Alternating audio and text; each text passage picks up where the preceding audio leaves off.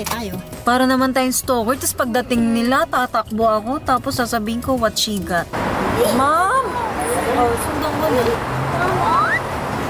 Wala naman doon. Tamad lang sila. Ikaw naman yun sa'yo.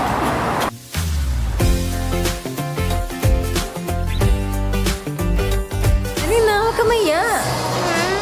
Sige na. Sige na, ako na. Sige, go. Can we ask something? Yeah.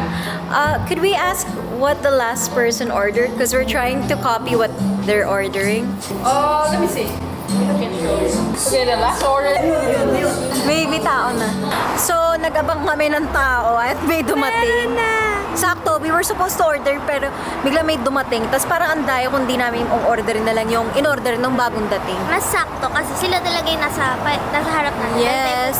So, yun yung gagayahin namin. Nandito kami sa labas para di kami masyadong bukas to. Nakakahiya talaga ito.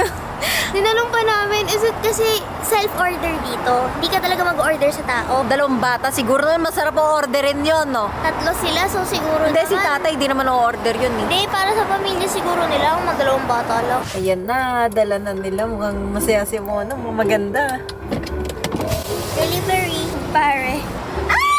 Grabing sigaw yan. Anim. Tagdadalawa. Ito yung una natin. Ito, try! Ilang kagat na. Okay. Oh, ikaw na. Go. Hindi, ikaw na. Anak. Ikaw na. Okay ka na. Go. Eh, susabay tayo. Sige, 1, 2. Yak. Tapos sa akin ha. Yeah. Gab, anak niya yan ha. Anak niya Tapos to. sa akin ha.